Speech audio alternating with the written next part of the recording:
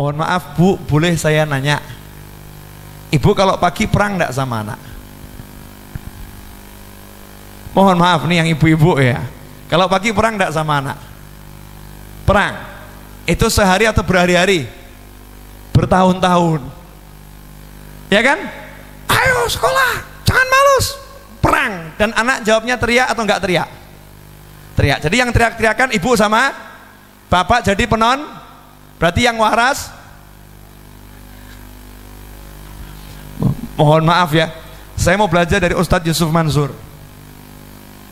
Bukan Ustadz Yusuf Mansurnya, ibunya almarhumah, ibunya Ustadz Yusuf Mansur. Ustadz Yusuf Mansur itu pernah ngaku sama saya di Kebumen waktu dakwah bareng, ngaku, Habib saya bisa jadi Yusuf Mansur itu karena ibu saya. Gimana? Saya dimandikan ibu saya sampai kelas 1 SMP. Ngeri atau enggak ngeri itu? Ngeri, tapi ceritanya didengar dulu. Saya kelas 1 SD umur 3 tahun, Bib.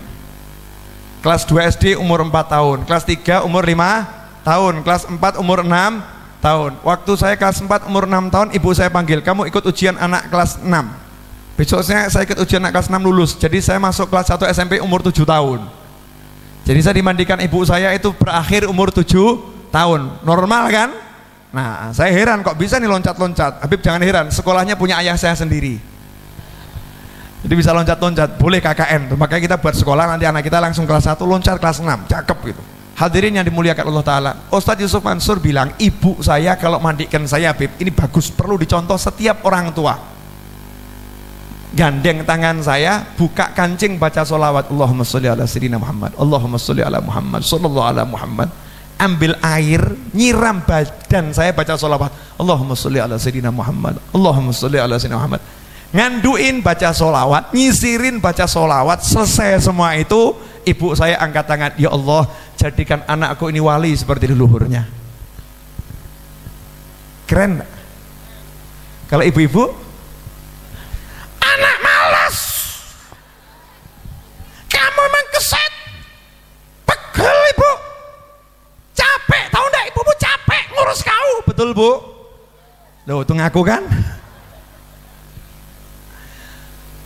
Boleh saya nanya Bu, itu anaknya siapa?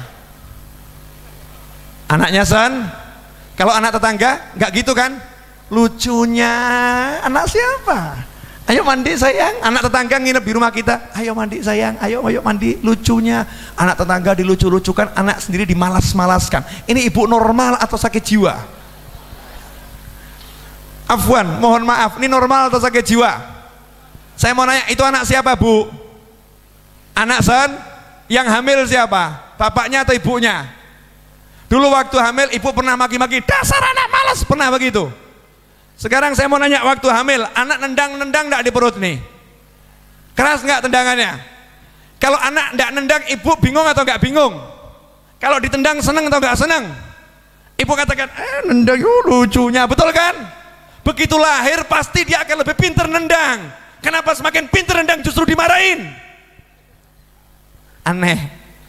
Semakin pinter nendang seharusnya lebih senang. Makanya ulama Hadramut tidak pernah mencegah anaknya mau koprol, mau mencolot, mau lari, mau gelundung, dibiarkan begitu saja. Habib Abdullah bin Alul Haddad, kalau kita baca dalam kitab Tathbitul Fuad, ada bapak yang gandeng anaknya ke majelis, taruh di depan, di majelis, di depan, anak-anak masih anak, taruh di majelis depan, anak diem gitu, dipanggil bapaknya, kenapa kamu bawa anakmu ke sini? Suruh di luar biar main-main sama yang seusianya. Ini waktunya dia lari-lari, biar dia lari-lari. Biar dia lari-lari, biar habis itu rasa bermainnya habis. Kalau enggak seperti bapak-bapak ini, udah tua masih suka main-main. Karena kecilnya belum puas main-main. Makanya Rasulullah SAW tidak pernah melarang cucunya naik ke punggungnya, nggak pernah dilarang. Sayyidina Hasan dan Husain, Rasulullah ceramah, Sayyidina Hasan dan Husain lari-lari di depannya, lari-lari nih. Coba bayangkan nih, cucu Nabi nih. Maka aku lihat Habib polah, jangan kaget. Seperti saya ini kan polah ini, ya. Karena kakek saya juga pola. Sayyidina Hasan Husain lari-lari nih di depan panggung nih, lari-lari. Apakah Rasulullah, Fatimah, ini anak kamu diurus, apa begitu? Sahabat, angkat, cucu saya angkat, ini ganggu majelis, angkat cucu saya, angkat ke sana. Apakah begitu Rasulullah? Enggak, beliau turun dari majelis, sahabat enggak digubris. Turun dari majelis, dipeluk itu Hasan dan Husain. diciumi. Bahkan doa, ya Allah cintailah orang yang mencintai keduanya. Terus naik ke mimbar, ceramah lagi, selesai, cucunya puas. Kan lari-lari sebetulnya kan cari perhatian kakeknya. Kakek, aku ada loh kakek, aku hadir loh kakek. Ya kek aku tolong disapa loh kek gimana kek, ayo kek. Bahasanya anak-anak begitu. Masa anak kecil, kakek gimana kabarnya? Kakek hari ini gimana? Kurs dolar berapa? Kan aneh. Anak kecil bahasanya lari. Rasulullah paham, makanya turun disapa, dipuaskan. Gak lama muaskan itu, gak sampai 1 menit, puas tuh anak. Anak itu puas, dia akan menyingkir dengan sendirinya. Sujud. Selesai sholat ditanya sama sahabat, ya Rasulullah, tadi sholat terjadi sesuatu. Engkau gak apa-apa ya Rasulullah? Khawatir Rasulullah kena apa-apa gitu kan? Enggak ada apa-apa. Apakah turun wahyu? Jibril bawa wahyu? Enggak. Nah kenapa tadi kok ada satu sujud yang lama sekali? Rasulullah kan mengajari kita suruh sholat memperhatikan makmum, betul kan ya? Karena ada orang tua, ada orang yang punya hajat, mungkin ada yang punya anak, mungkin ada yang sakit. Makanya sholat kalau berjamaah nggak boleh lama sujudnya, rukuknya berdiri nggak boleh. Yang mu'tadil, yang sedang taraf ukur orang semua bisa ikut. Itu yang diajarkan Nabi Muhammad Sallallahu Alaihi Wasallam. Tapi dalam kasus itu, kenapa Rasulullah mengabaikan hal itu? Dalam kasus ini Rasulullah mengabaikan. Ada orang punya hajat, ada orang tua. Dalam kasus yang lain Rasulullah menyegerakan menyelesaikan sholatnya karena ada bayi yang nangis.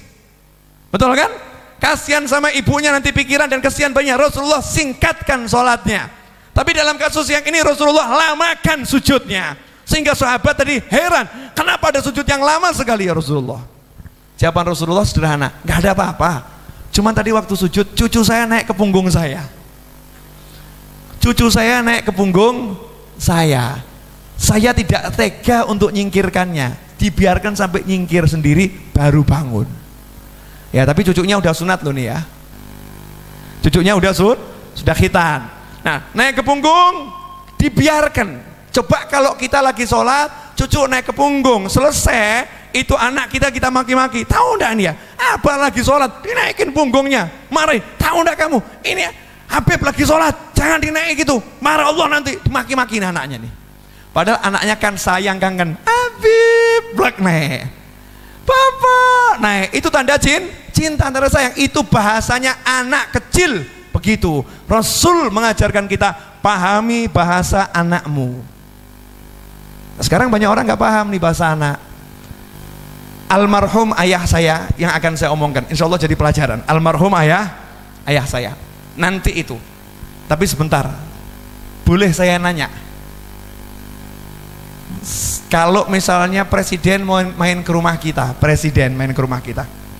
jujur aja lah kita ini sebagai manusia, ada kebanggaan enggak itu? Ada ya, kebanggaan. Siapkan gelas minum, roti, duduk sama presiden. Mohon maaf, anak kita yang kecil tahu-tahu keluar lari-lari. Pak Presiden, ya, hello, teriak-teriak.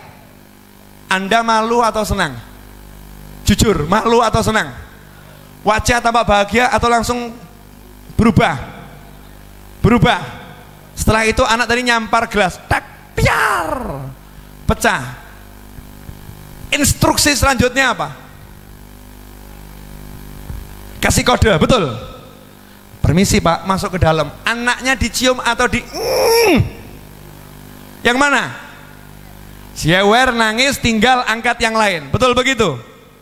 Orang tua yang hebat, Masya Allah. Orang tua yang baiknya luar biasa. Ini orang tua yang insya Allah nanti kalau meninggal dunia ditunggu anaknya model begini nih, insya Allah ini ya.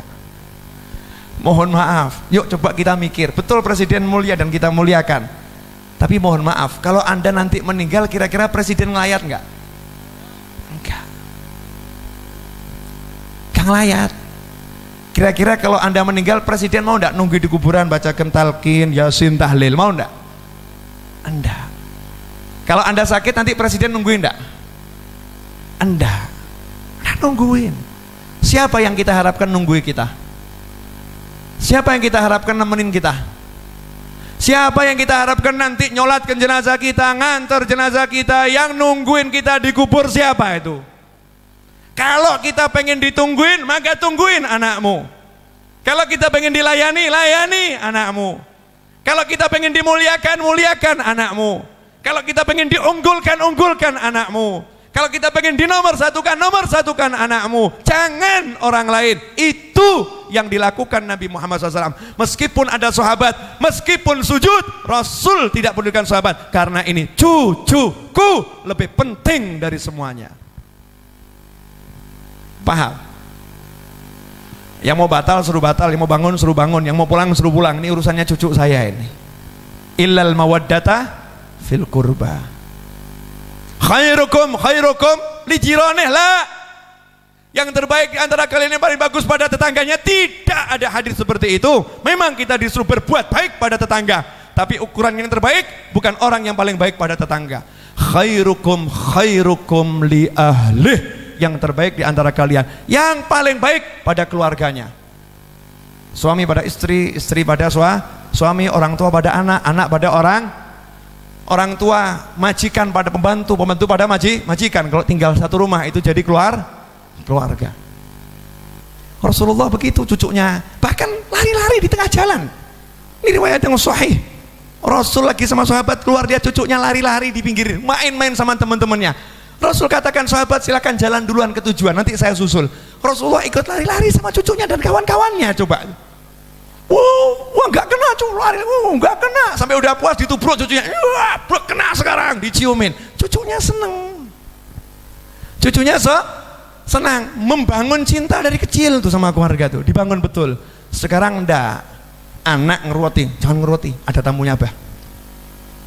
Kalau dulu kan ndak, anak keluar digendong, didudukkan, ini anak saya, dia loh, doakan dia, Subhaladi ini anak aku, doakan ini anak perempuan saya, tolong doakan, ini memang polanya Masya Allah ini disebutkan, ini polanya Masya Allah ini, kayak mamahnya kelihatannya, padahal kayak abahnya gitu kan, tinggal dicela nih, jadi bahan guruan, justru bahan guruan, dimuliakan itu anak, sehingga anak itu tumbuh dengan perasaan, oh orang tua saya mencintai saya, orang tua saya nggak musuhin saya, orang tua saya seneng berdua dengan saya. Lah ini anak bisanya ngejak main, orang tuanya nggak mau diajak main, marah. Kenapa? Orang tuanya lagi ngobrol sama teman arisannya, anaknya muncul. Lebih penting teman arisannya daripada anaknya.